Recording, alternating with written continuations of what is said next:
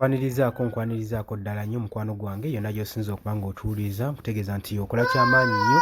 okwekuumira ku mayengo gano aga UG Update TV gwe mukwano gwange na gy'oli. Kitalo nnyo ddala ekya muganda waffe eky'omukulembeze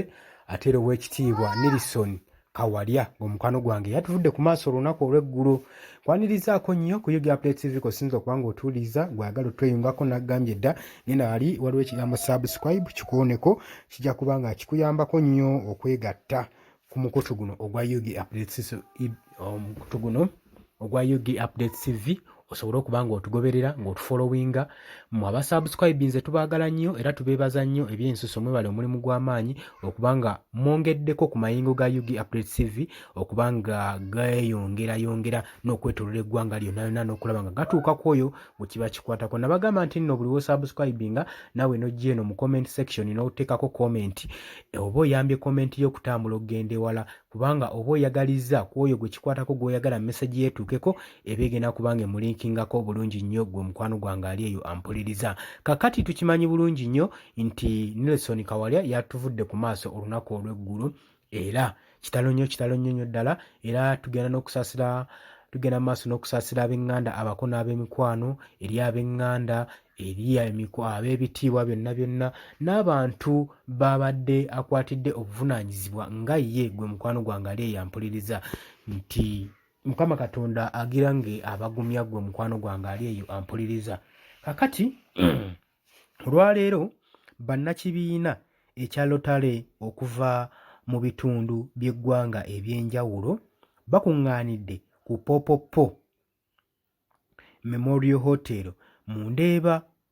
okusobola okulaba nga bakuba eriiso evvannyuma ku Oweekitiibwa Nelson Kawalya eyafudde olunaku olw'eggulo. Tebazze kuba bukubi ku liiso wabula ssaako n'okujjukira emirimu gyakoledde ekibiina kyabwe n'eggwanga lyonna gwe mukwano gwange gwe ampuliriza. Jjukira nti nno omusajja ono abadde mwagazi w'abangi era ng'akoze emirimu gy'amaanyi eri ekibiina ssaako n'emirimu tekisobola gigaya gyakoledde eggwanga gwe mukwano gwange ali eyo era kitalo nnyo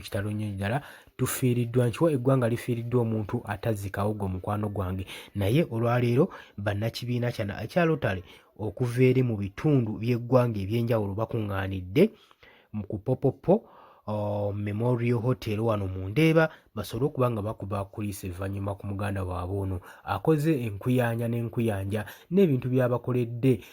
kamaala mu kibiina kyabwe ssaako n'eggwanga gwe mukwano gwange ali eyo ampuliriza.